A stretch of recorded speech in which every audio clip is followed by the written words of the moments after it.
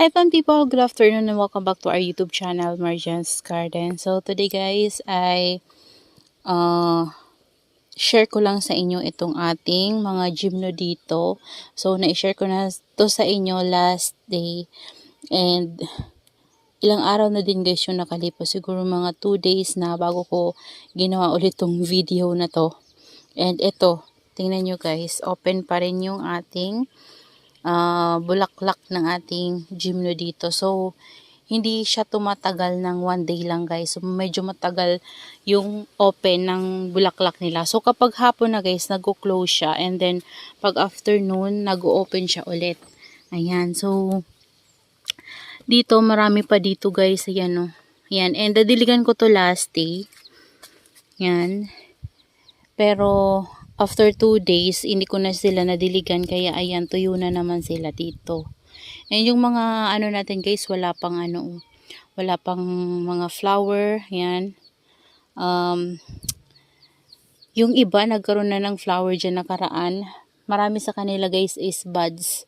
Yun yung meron sa ating mga astro, pati na yung ating mga mirio, ganun din. Pero yung mga gymno talaga natin guys ay talagang namumulaklak talaga sila. Ito yung naripat ko dito guys, oh. Yan, nasa sun stress sila dito. Yan o, parang kulang siya sa tubig. Medyo nagiging kulubot yung stem niya.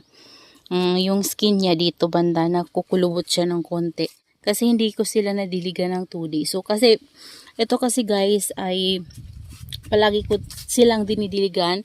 Halos every morning at saka hapon, dinidiligan ko sila guys. Spray.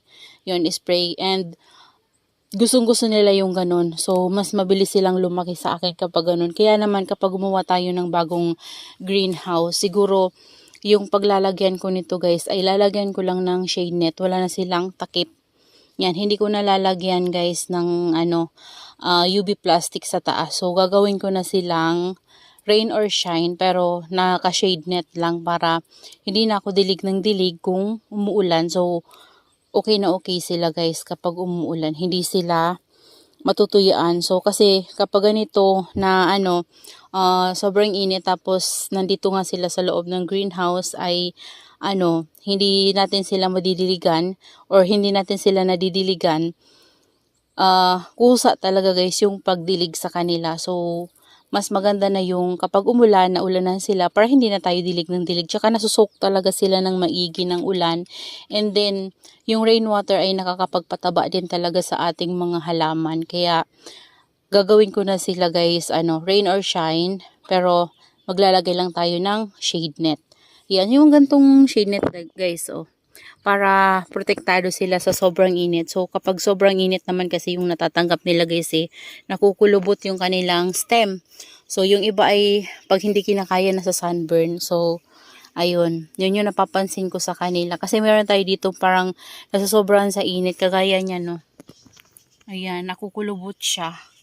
So, kapag hindi pa siya super stable, ganun yung nangyayari sa kanya guys. So, wala na kasi ako guys mapaglagyan sa kanila. And yung net natin, kailangan na ding palitan. So, marami tayong gagawin dito sa ating greenhouse, guys.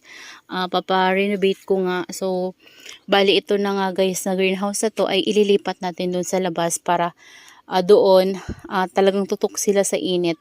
And maglalagay na lang tayo ng shade net sa kanila. And dito kasi guys, medyo, dito guys, medyo nakukulimliman na ng mangga kasi lumalaki na yung mangga dito sa gilid. Tapos yung mga halaman natin dyan guys, so yung mga crotons, lumalaki na yung mga tinanim ko dyan na crotons sa gilid na yan. Kaya naman, parang nakukulimliman na sila dito. Pero yung mga crotons na yan guys, ay puputulin ko yan and ilalagay ko dun parang bakod sa gilid para hindi mapupuntahan ng kalabaw, ganyan yung ating greenhouse. Ayan. Pero maglalagay pa rin ako ng shade net paikot.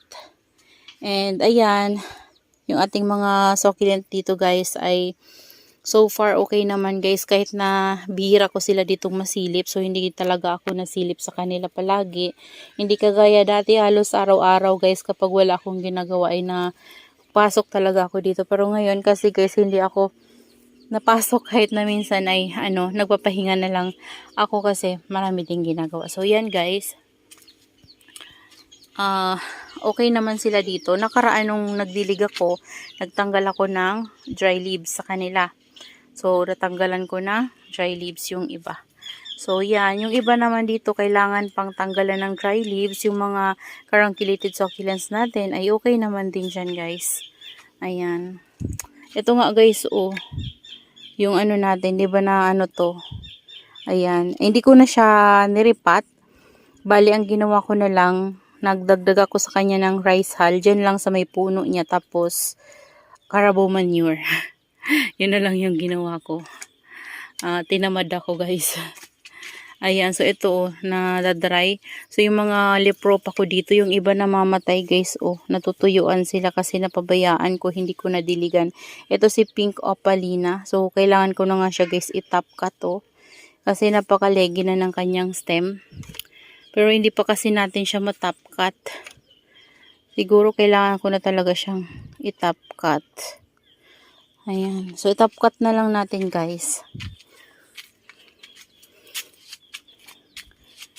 Kasi ngayon ay umiinit. So, kapag ganito, umiinit, pwedeng matuyo siya. So, hindi siya mararat. Ayan. So, ito gagamitin natin. Tapos, ano ba? Dapat may matirang leaves eh. Hindi siya matitira ng leaves kasi walang walang leaves guys na nandito sa baba.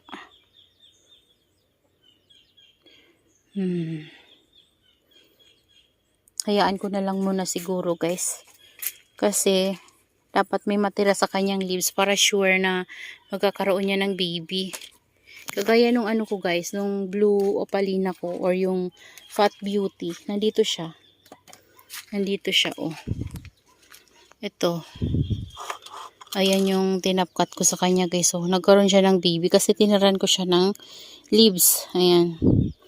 Ito pa yung babies ng pink opalina. Ito yung natin, blue opalina. Ayan, kailangan ko talaga sila guys tutukan kasi ngayon parang napapansin ko sa aking ibang mga succulents ay nagkakaroon sila ng mealybugs. So kailangan ko mag-spray. Ayan, pang mealybugs. Ito nga tabingi na. Yung iba nito guys namatay na. Ayan nagsituyuan. Ang ganda pa naman to. Napabayaan ko na tuyuan na siya kasi hindi natin nadidiligan. Ito nag-stem rot na yung natin, dry rot na to guys. So, ito yung ating koala. Ayan, so nagiging na siya guys. So, compact na. Compare nung nakaraan, nung dumating siya sa atin ay sobrang legit talaga ng niya guys, ng stem. Ayan, ng mga leaves niya, magkakahiwalay talaga kung mapapansin nyo guys. So, diba? Sobrang hiwalay talaga yung mga leaves. So, ngayon, yung mga bagong tubo niya ay compact na. Ayan, meron pa nga to guys kasama, Darly Sunshine. Nandun pa kay ma'am hanggang ngayon, hindi ko pa rin nakukuha. Ayan, so ito, tanggalan na lang natin to ng flower stalk. Ayan, ito, si Cheesecake. Tanggalan natin ang flower stalk para hindi siya magkaroon ng mealybugs. Ang ganda guys ng flower niya oh. Yan oh, kaso tanggalin na lang natin. Yan kasi makapuntahan siya ng mealybugs. Ito nga una papabayaan ko na to dito guys. Hindi ko na to madilig-dilig. Bibihira. Kasi nandiyan siya sa na yan. Hindi ko siya mapansin-pansin. Ito nga guys, so parang tingnan nyo oh. Tagal na nito sa akin si Angel's Finger. Tagal na nito. Grabe, ang tagal niya. Tagal na niya. Lumaki na siya sa akin. Ito lumaki yung pinaka-mother niya. Tapos ito mga baby na lang niya. Ayan o. Kaso lang, ewan ko kung anong nangyari. Yung ating naman guys, madiba na monstrous. Ito nabili ko to kay Ma'am Jen before. Ayan siya o. Mayroon pa rin naman siyang drops. Ayan. Naging carunculated na siya guys. So, okay naman siya guys kahit na kumukilimlim sa atin. Palagi, meron pa rin naman siyang kulubot or drops. Kasi, dyan banda talaga guys na tatamaan siya ng morning sun hanggang hapon. So, okay na okay yun sa kanya. Ayan pa nga guys, so tingnan nyo yung natin dyan. Oh. Ang dami ng damo. So, hindi kasi ako nakakapunta dyan na area. Sobrang init ngayon guys kasi tanghali. Ayan, tinry ko lang pumunta dito. Kasi nga, hindi ko sila nasisilip na. Ayan, so hindi ko sila dito napupuntahan. Ito, ilalagay ko na to sa rain or shine. Ayan, para hindi na ako dilig ng dilig. Kasi parang nauuhaw siya. Mahilig to sa water. Ayan, ito yung ano natin, no. Yung variegated natin na string of hearts. Ayan, tingnan nyo naman guys. So, punong-puno na talaga siya. So, before nung ginawa ko yan, di ba hanggang dito lang yan. Ngayon, tingnan nyo. Overcrowded na rin siya. Kagaya nito.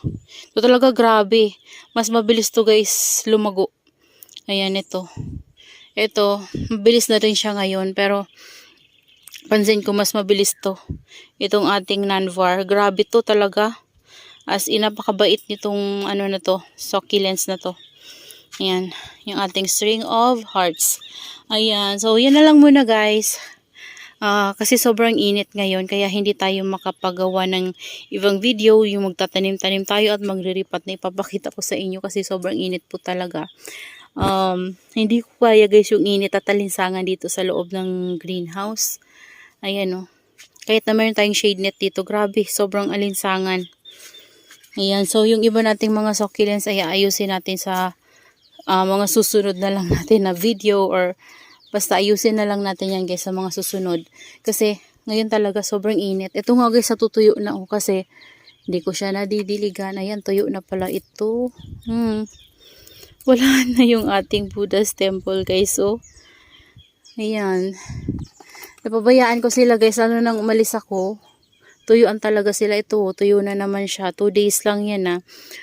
Nung nagdilig ako nakaraan talagang sinuk ko talaga sila. Pero ngayon, sobrang tuyo na naman. Palibhasa guys, maliit lang talaga yung pot nila. Oh.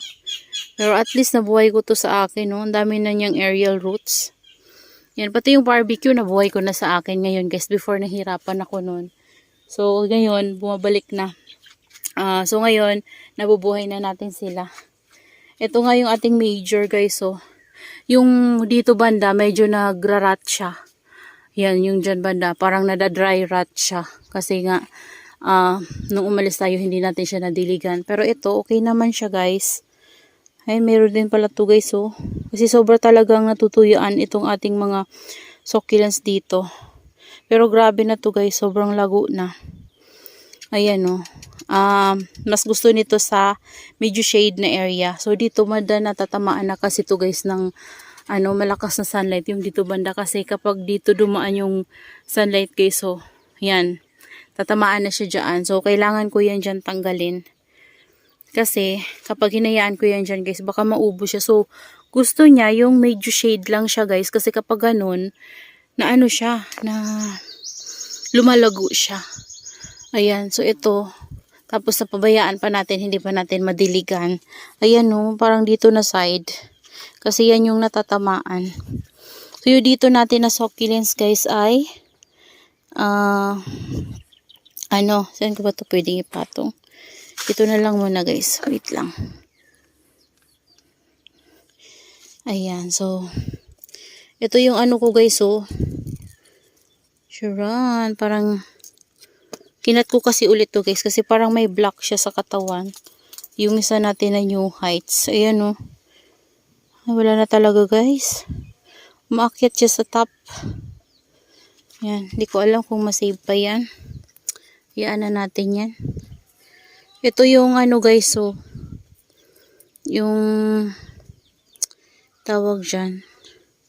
Kinat ko siya. Kinat ko to. Tinapkat ko sa taas. Tapos siya guys. Nag-rot pa rin. So, kinat ko siya ulit dyan. Ewan ko kung mabuhay pa yan. Yan, ito yung pot niya. Ito yung ating round mat, diba? Ayan. So, kailangan ko talaga silang iripat. Ito nga, lumiit na kasi nasobrahan na sa tuyo. Kawawa sila, guys. Ito na yung natin, mga babies na tinanggal doon sa ating guys. So, yung iba hindi na na-save.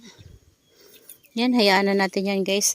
Iriripat ko na lang yan sila guys. Ito nga dry rot na yung propagation natin.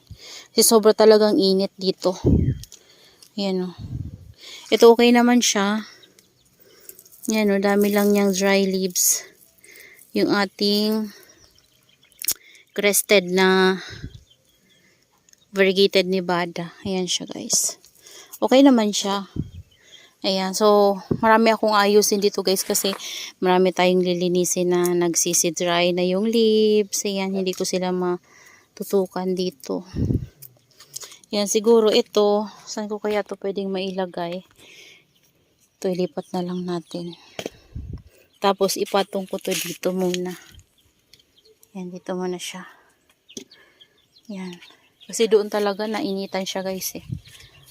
Ayan, so siguro yung mga sa small pot natin guys, lalo na yung mga succulent, so mas bet ko talaga silang ilagay sa malaking pot. Kasi kapag super liit talaga ng pots nila, tapos ano, ganito pa, yan mga ganyan, parang hindi sila guys lumalago. Ito nga tagal na nito dito, parang hindi siya lumalago. Tapos yung iba namatay pa Ayan, ito namatay. So, yun. Parang hindi sila lumalago sa mga ganito na pots na cute pot ko. So, siguro ililipat ko na lang yan sila guys sa sa mga ganitong pots para lumago sila. Kasi pansin ko parang hindi sila lumalago dyan sa mga cute pots natin. Ceramic kasi yan guys. Parang, pero yung pagka sinasabi nilang ceramic, so parang siya, may pagka clay pot. Ganon. So, kaya mabilis talagang matuyo. Kasi kapag ginanon mo siya, ito yung ceramic. Yan, pero yung mga ganito, parang pag ginanon mo siya, parang may pagka clay pot. Yan, lalo yung ganito parang cement. Yan Yan, so ito, mga ceramic. Kasi talagang para siyang yung plato, yung texture ng kanyang this one. Pero yung mga ganon, yung mga may flower natin dyan guys, ay parang lang siya, parang clay pot din. Yan, so manipis lang yung pagkagawa. So, yun guys, yan na lang muna. Ito nga, hindi ko na ito ginagalaw dyan guys, so di ko siya tinatanggal kasi wala akong mapaglagyan. Kasi kapag nilagay ko siya sa babae, anuhin ang palaka, tapos sobrang sa init. Kasi kahit na kumukulimlim ngayon guys, kapag lumabas yung init, sobrang sakit naman. Sobrang init. So, yun. So, that's all for today's video guys, and I hope you enjoy watching and see you on my next vlog. Happy gardening everyone. Bye-bye.